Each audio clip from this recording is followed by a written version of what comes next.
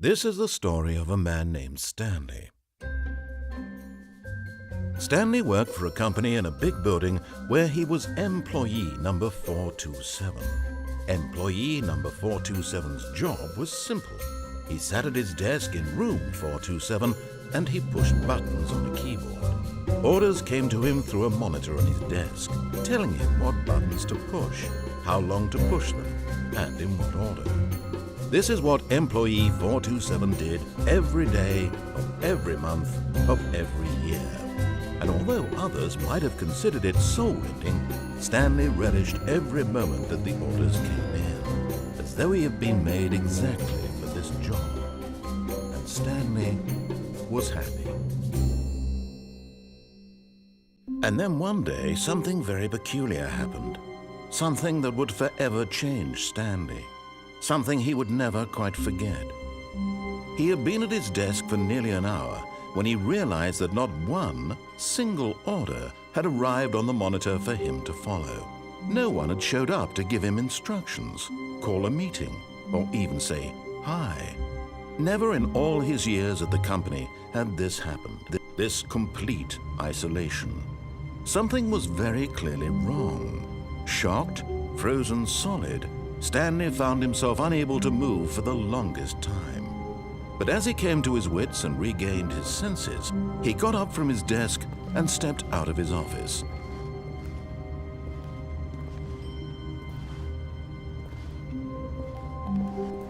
All of his co-workers were gone. What could it mean? Stanley decided to go to the meeting room. Perhaps he had simply missed a memo.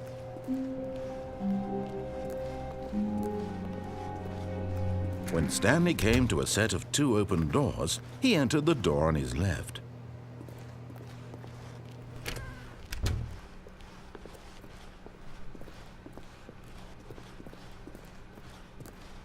Yet there was not a single person here either. Feeling a wave of disbelief, Stanley decided to go up to his boss's office, hoping he might find an answer there.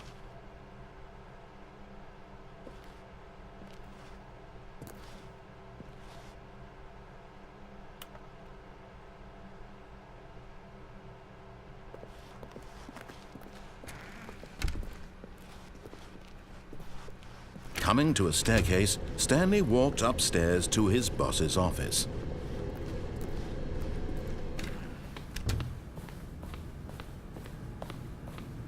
Stepping into his manager's office, Stanley was once again stunned to discover not an indication of any human life.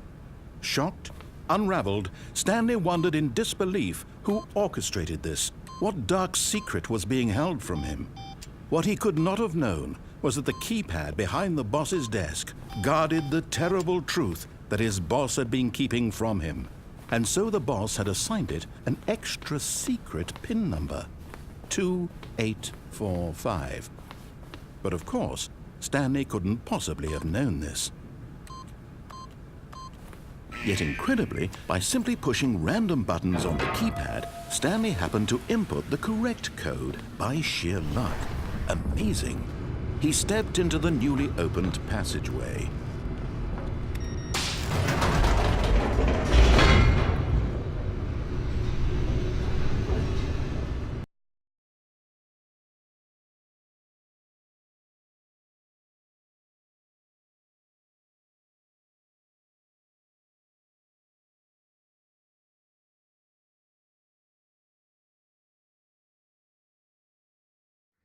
Descending deeper into the building, Stanley realized he felt a bit peculiar. It was a stirring of emotion in his chest, as though he felt more free to think for himself, to question the nature of his job. Why did he feel this now, when for years it had never occurred to him? This question would not go unanswered for long.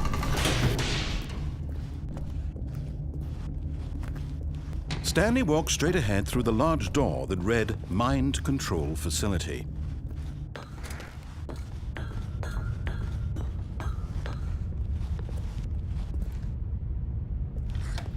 The lights rose on an enormous room packed with television screens. What horrible secret did this place hold? Stanley thought to himself. Did he have the strength to find out?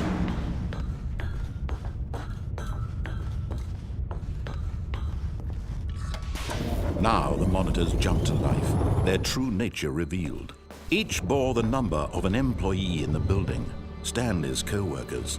The lives of so many individuals reduced to images on a screen, and Stanley, one of them, eternally monitored in this place where freedom meant nothing. This mind control facility, it was too horrible to believe. It couldn't be true. Had Stanley really been under someone's control all this time? Was this the only reason he was happy with his boring job? That his emotions had been manipulated to accept it blindly? No, he refused to believe it. He couldn't accept it. His own life in someone else's control? Never! It was unthinkable, wasn't it? Was it even possible? Had he truly spent his entire life utterly blind to the world? But here was the proof, the heart of the operation.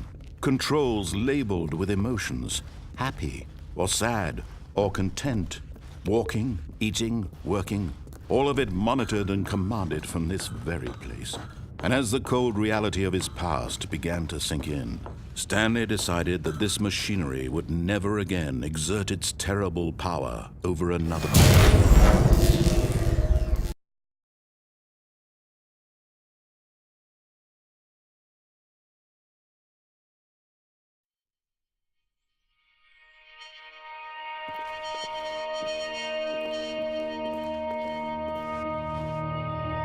Blackness and a rising chill of uncertainty.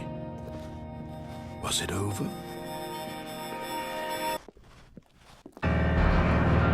Yes! He had won! He had defeated the machine, unshackled himself from someone else's command. Freedom was mere moments away. And yet, even as the immense door slowly opened, Stanley reflected on how many puzzles still lay unsolved. Where had his co-workers gone? How had he been freed from the machine's grasp? What other mysteries did this strange building hold? But as sunlight streamed into the chamber, he realized none of this mattered to him, for it was not knowledge or even power that he had been seeking, but happiness. Perhaps his goal had not been to understand, but to let go. No longer would anyone tell him where to go, what to do, or how to feel. Whatever life he lives, it will be his. And that was all he needed to know. It was perhaps the only thing worth knowing. Stanley stepped through the open door. Stanley felt the cool breeze upon his skin, the feeling of liberation, the immense possibility of the new path before him. This was exactly the way, right now, that things were meant to happen. And Stanley was happy.